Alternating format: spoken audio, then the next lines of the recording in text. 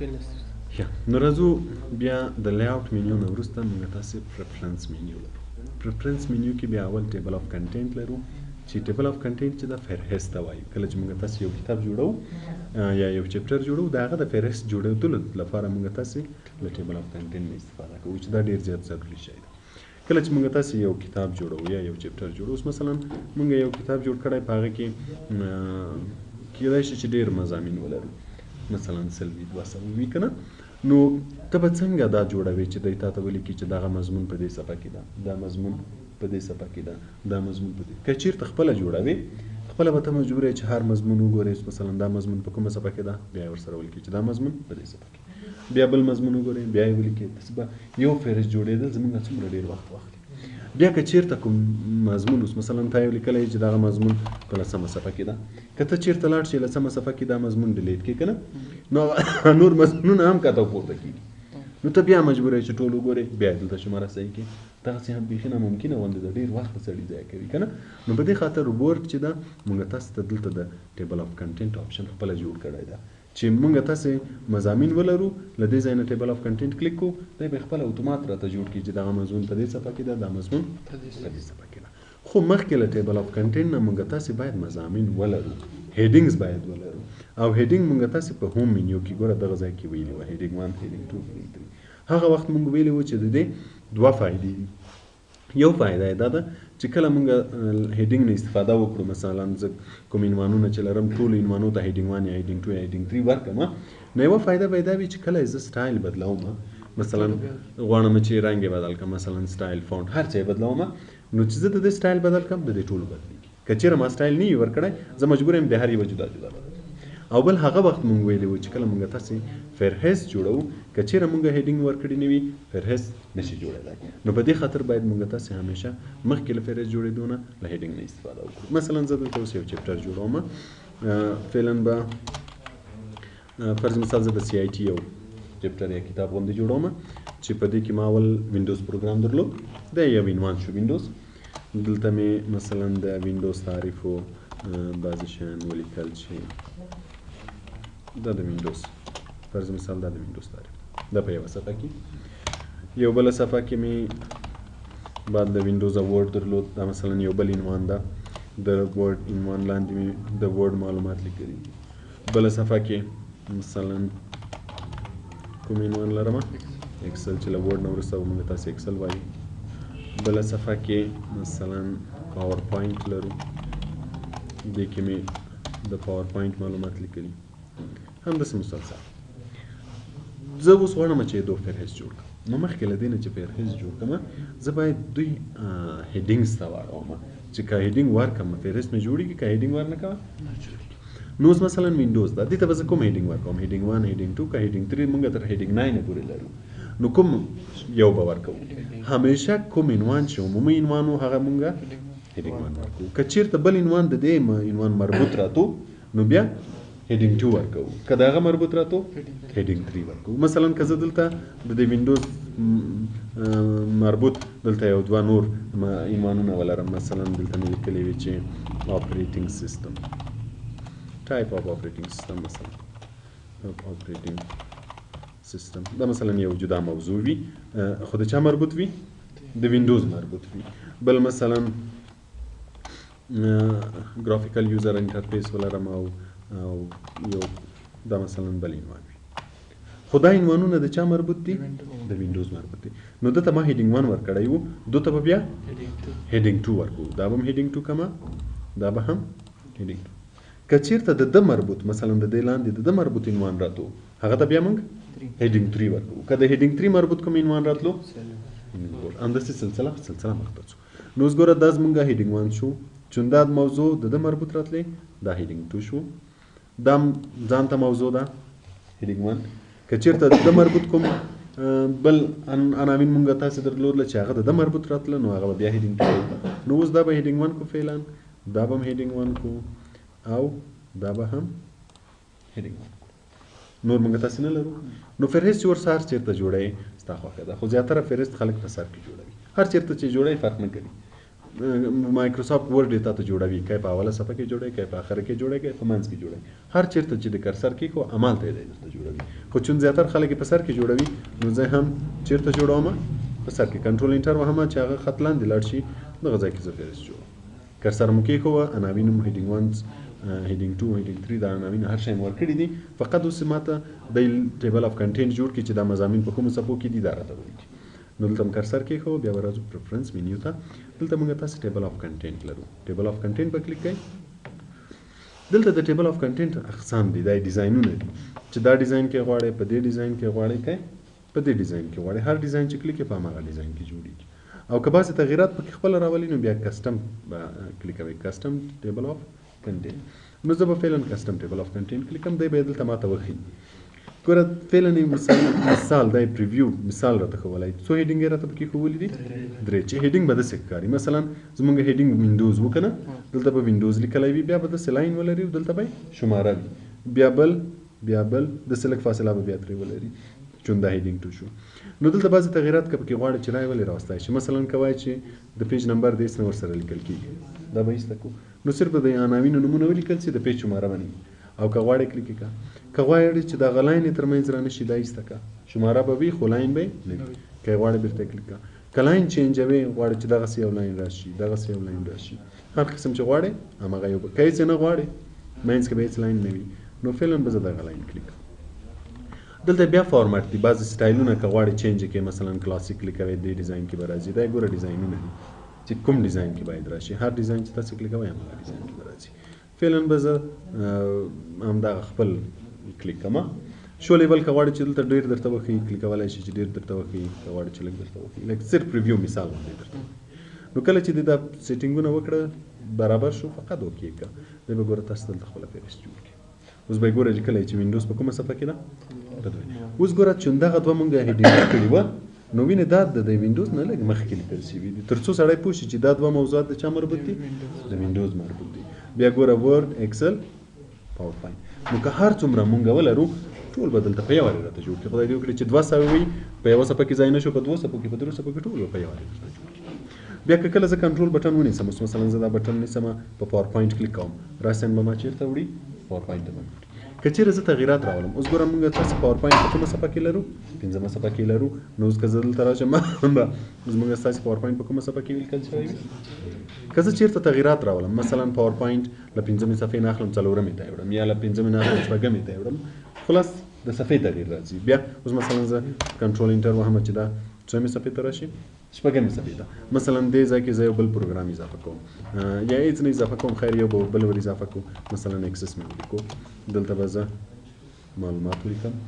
اوس غواړم چې دویم پکې اضافه شي اول خدای 6مې صفحې ته لاړو 5 شپږ شي او ترڅنګ څوک ورسره اضافه شي اکسس ورسره اضافه شي نو په دې صورت کې به بیا څه کوو موږ تاسو ټیبل اف کنټینټ تیار لرو ورچولی یم ده فقط دا به کلیک کوو دلته ګوره موږ تاسو سره اپډیټ ټیبل به کلیک کوو نو دلته دی وایي چې اپډیټ پیج نمبر اونلی او اپډیټ انټایر ټیبل غواړي چې صرف دا پیج نمبر یې اپډیټ کړي او که ټول اپډیټوي که چیرته تاسو صرف مضامین له یوې صفحې نه بلې صفحې ته انتقال کړي وي په هغه صورت کې صرف موږ دا کلیک کوو چې نه صرف یې ماته شی بدل کړه نمبرونه ځکه چې موږ دغه کوم صفحې ته وړی ده 6مې صفحې ته نو ماته صرف او صرف نمبرونه بدل کړه خو که چیرې موږ کوم عنوان اضافه کړی یا کوم عنوان ترې ایسته کړی په هغه صورت کې بیا موږ اپډیټ انټایر کلیک کوم اوس به زه دا کلیک کوم ځکه چې ما اکسس هم اضافه کړی چې کله زه دا کلیک کوم اوکې کوم نو اوس ګوره پاور پوینټ 6مې صفحې ته راغلی 6مې خو اکسس شته ولې نشته پکې ځکه چې هیډینګ مونږ نه ورکړی نو چې هیډینګ مونږ یې ورکړی هغه نه راځي نو چې زه کله هیډینګ ورکړم دا کلیک کوم مثلا که عمومي موضوع وي هیډینګ 1 که چېرته د دې مربوط وي د ایکسل مربوط وي نو بیا هیډینګ 2 خو چون زه دا عمومي موضوع ده نو هیډینګ 1 ورکوم کله چې مې هیډینګ 1 ورکو بیا به راشم بیا به یې اپډیټ کړم دلته به دا کلیک کوم په پریفرنس کې به راشم اپډیټ ټیبل به کلیک کوم او ورته وایم چې انټایر اوکې که نو اوس به څو به مور اضافه شي اکسس به مور اضافه شي په کومه صفحه کې ده په 5مه صفحه کې ده پوه شوئ دغه شي ته چې ده ټیبل اف کنټینټ وایي له دې ځای نه هم ټیبل اف کنټینټ ور اضافه کولی شئ چې لیول 1 ور وښیئ لیول 2 ور وښیئ دغه او دغه دا او دا یو شی دي اوس مثلا که زه یو نوی عنوان بل هم لیکم مثلا په دې ځای کې کورل را هم لیکم چې په سی آی ټي کې زموږ کورل را هم شته زه غواړم چې دا هیډینګ 1 شي یا هیډینګ 2 یا هیډینګ 3 نو له دې ځای نه هم کولای شو او په پریفرنس کې له دې ځای نه هم کولای شو که چېرته په دې کې زه لیول 1 کلیکم لیول 1 مطلب هیډینګ 1 لیول 2 هیډینګ 2 لیول 3 هیډینګ 3 نو که زه غواړم چې دا هیډینګ 1 شي لیول 1 به کلیکم ګوره هیډینګ 1 شي اوس که زه هوم ته راشم د سره به خپله څه کلیک شوی وي هیډینګ 1 به کلیک شوی وي نو اوس که غواړئ چې دایم په ټیبل اف کنټینټ کې راولئ دلته به ټیبل اف کنټینټ ته راشئ اپډیټ رایټ کلیک اپډیټ فیلډ او یا په دې ځای کې اپډیټ ټیبل له دې ځای نه له هغه ځای نه دواړو نه کېږي که رایټ کلیک یې وکړئ دلته اپډیټ فیلډ کلیک یې هم ګوره هماغه اپشن راځي مثلا زه ورته وایم چې اپډیټ انټایر ټیبل ګورل را کې ور اضافه شي دې شي ته ټیبل اف کنټینټ وایي نو همیشه کله چې فهرست جوړوه مخکې له فهرست نه اول هم د عناوین ټول وګورئ که چېرته هیډینګ یې نه درلود یا لیول له دې ځای نه لیول نه درلود هیډینګ ورکړئ یا لیول دواړه یو خبره ده نو یا له دې ځای نه هیډینګ ورکړئ یا له هغه ځای نه لیول ورکړئ کله چې دا ورکړه وروسته له هغه نه بیا فهرست جوړ کړئ فهرست به د خپله درته جوړ کړي نو ګوره یوه فایده خو د دې هیډینګ دا شول چې مونږ تاسو ته دلته فهرست کې راغلو که نه بله فایده به یې څه شی وي چې که زه اوس د دو سټایل بدلوم زه غواړم چې مثلا دا بولډ شي ټول فونټ سایز یې زیات شي چې ټولو ته ما هیډینګ 1 ورکړی نو څوک به بدل کړمه هیډینګ 1 رایټ کلیک موډیفای اوس مثلا غواړم چې بولډ شي صرف بولډ به کړم چې اوکې کړم اوس ګوره دا ټول به بولډ شي وینئ ټول به بولډ شي هیډینګ 2 نه دي شوي ځکه چې هیډینګ 2 جدا ده هیډینګ 1 جدا ده که غواړم چې ټول هیډینګ 2 هم بدل شي بیا به هغه موډیفای کوم بیا به هیډینګ 2 موډیفای کوم بیا چې دلته تغییر راوړم اپډیټ خو اوس ګوره هغه تغییر نه راځي په دې کې یعنې دوی ګوره بولډ کېږي نه ولې نه بولډ کېږي چې چون د دې سټایل له دې ځای نه انتخابېږي چې دا باید کوم سټایل وي مخکې ګوره مونږ تاسې په کسټم ټیبل کې دغه سټایل کلیک وکړو که نه اوس که مثلا بدلوم یې کلاسیک سټایل کوم اوکې کوم اوس به دا په کوم سټایل کې راشي کلاسیک سټایل کې راشي نو د ټیبل اف کنټینټ سټایل که مونږ بدلو هغه به همیشه یا له دې ځای نه بدلو او یا به له دې ځای نه بدلو مور ټیبل اف کنټینټ فرام office.com که چېرته مونږ انټرنیټ ولرو او غواړو چې د خپله مایکروسافټ آفیس له ویب سایټ نه بعضې ډیزاینونه واخلو په هغه صورت کې به دا کلیک کوو خو دا هغه وخت کار کوي چې انټرنیټ ولرو چې انټرنیټ ونه لرو بیا دا کار نه کوي او که غواړئ چې ټیبل اف کنټینټ له منځ نه یوسئ په هغه صورت کې ریموو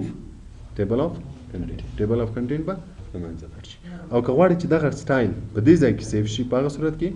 سیف سلیکشن مونږ تاسې کویک پارټس کې ویلي وو که نه نو بیا به دا سلیکټوئ او دا یو به کلیکوئ مثلا که دا سټایل غواړئ چې دلته سیف شي چې په آینده کې له دې سټایل نه استفاده کوئ نو بیا به دا کلیکوئ سیف ټو ګیلري به یې کلیک کړئ دلته چې هر نوم ورکوئ مثلا زه نوم ورکوم چې مای سټایل دا باید په کوم ځای کې سیف شي په ټیبل اف کنټینټ کې سیف شي اوکې کوم اوس ګوره دا سټایل به دلته سیف شوی وي د څه په نوم دا کینې کسټم د دې ځای کې به نوم راغلی همیشه که غوښتل چې له دې سټایل نه استفاده وکړو کولی شو نه دا د مای سټایل دلته راغلی نو همیشه کوم له دې سټایل نه استفاده کول بیا به دا کلیک وکړو راسن به دا سټایل خپل اخلي دې شي ته ټیبل اف کنټینټ وایي په دې باندې پوه شوئ سوال لرئ ښه لاړ وشو مخ ته بل مونږ تاسې دلته فوټ نوټ او بس نه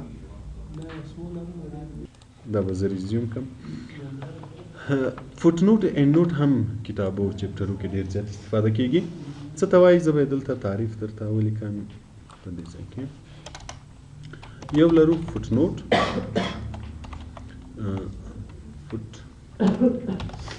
فوټ نوټ دا هم داسې ده لکه کمنټ د description about any word given at the end of page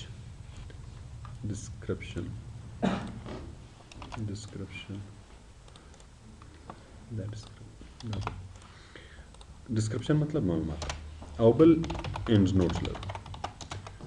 دا هم دا شی فقط ځای به بدل وي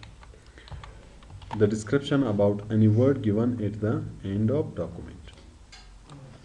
یا end of section end of document یا section د سلش معنی ده یا